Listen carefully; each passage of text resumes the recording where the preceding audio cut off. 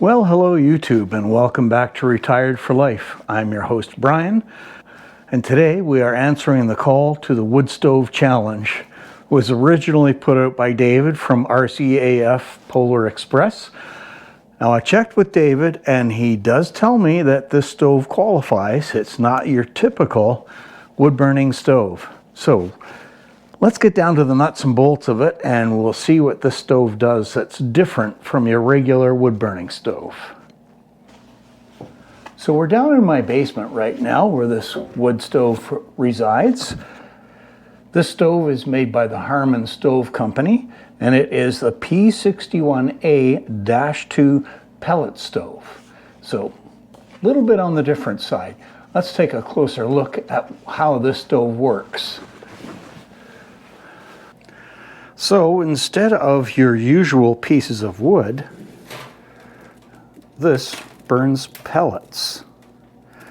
There are some real advantages and some disadvantages to this type of thing, so let's go over that.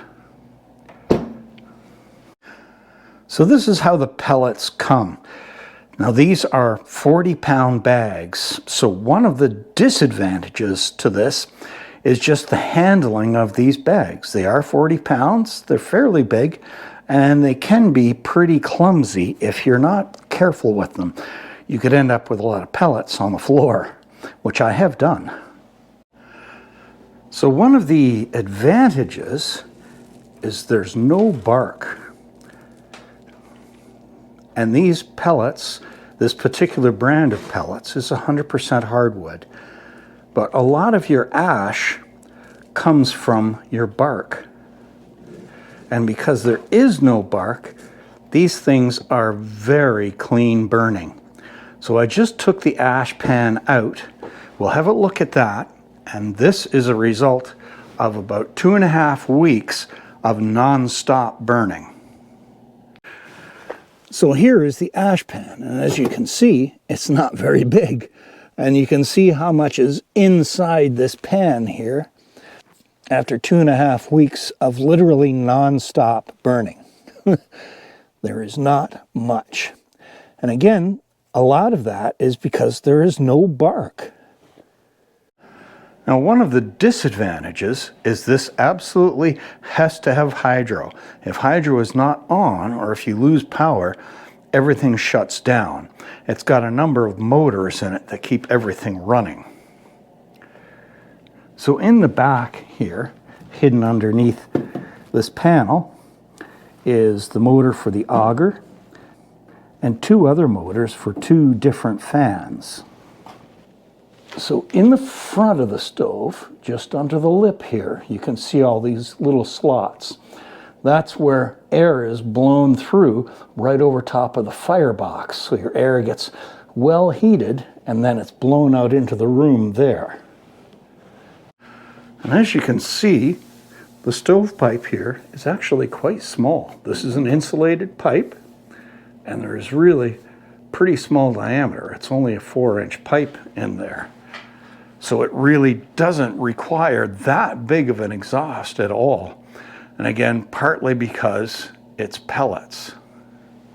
And the other big advantage is the cleaning of this pipe. I have to clean this out once a year, and that's all I do. And once a year is all it takes. So that in itself is pretty amazing.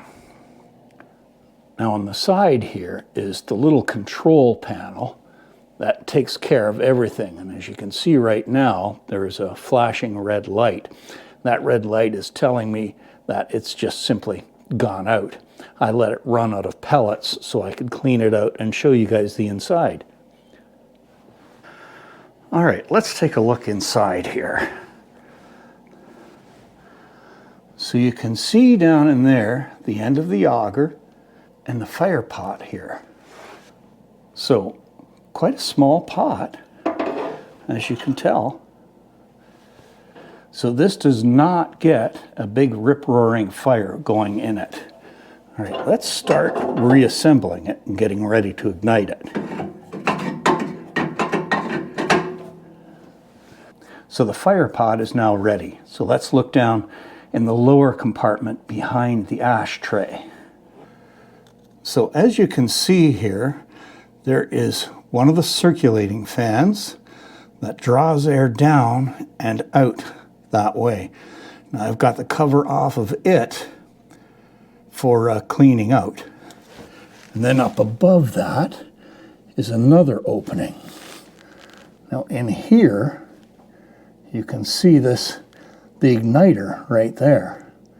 Everything is automatic on the stove. It has a little computer that controls everything. And when it needs to, that igniter will heat up and it will blow air across it and up into the fire pot. So it's just hot air that blows up in there, and that's what ignites the pellets. So let's get the covers back in place. We'll get our ash pan back in here and we'll get it fired up. All right, folks, we got everything back together. Let's reset and start the stove up. So you can hear the fan motors come on and the auger motors coming on there, and that's starting to feed pellets into the fire pot. So that takes about a minute to fill everything back up and get the fire pot full, and then the igniter will turn on. So you can see it's just starting to smoke here. It's been about 5 minutes now.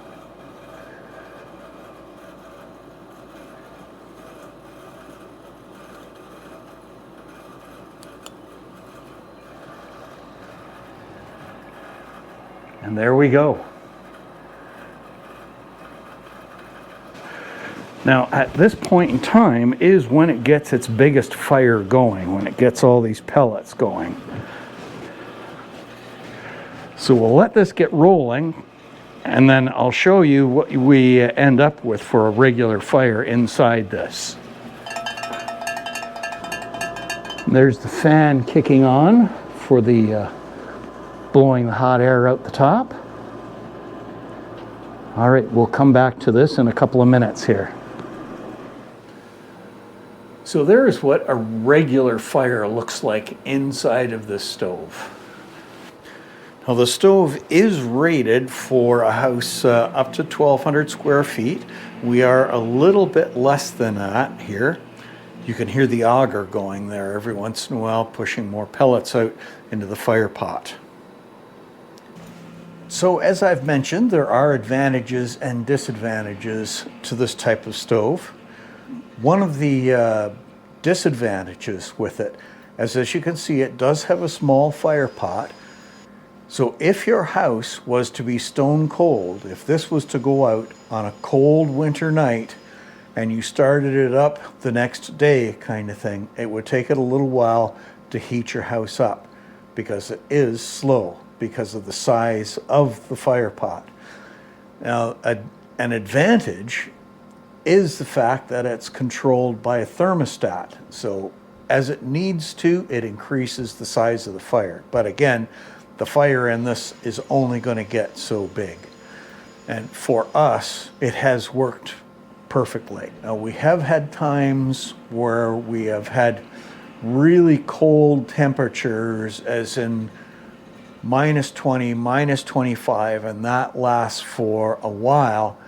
Then we will sometimes turn on a little fake fireplace that we have upstairs in the living room. It's only 110 volts, but it's enough to keep the house at a comfortable temperature. And we usually keep the house at 20 degrees Celsius. So one of the other big advantages to it is how clean it is. No bark. As I said earlier, very little worries about cleaning out the ashtray and the chimney. I do that once a year, that's it. Ashtray once a month, need it or not. Usually doesn't really need it in that amount of time. And there's no firewood in the house. That used to be a real mess. You get bugs from it, you'd have all sorts of dampness from the bark, and they were firewood is just simply dirty to deal with. This stuff is really, really clean. It's in bags, there's no bark, there's no mess, there's no nothing. But the bags are heavy. And the other thing that you have to be careful with is that you get good quality pellets. Now, like with any wood stove, you're best to be burning hardwood. You get the most BTU for volume from hardwood. If you're burning softwood, it's going to burn faster, you're going to have a lot more ash, and you're going to have more creosote build up in your chimney. So that takes more cleaning to take care of. So we have tried different types of pellets. We have been very disappointed with pellets that were softwood, very disappointed with pellets that were a combination of softwood and hardwood. These Cubex all hardwood pellets seem to work really well. Very little ash, very good burn from them. One bag will last in the winter, in the dead of winter, a bag will last probably somewhere around 18 hours. So easily goes through the night type of thing. So we've been very happy with it. Would I buy a pellet stove again if I had the choice? Yes, I would.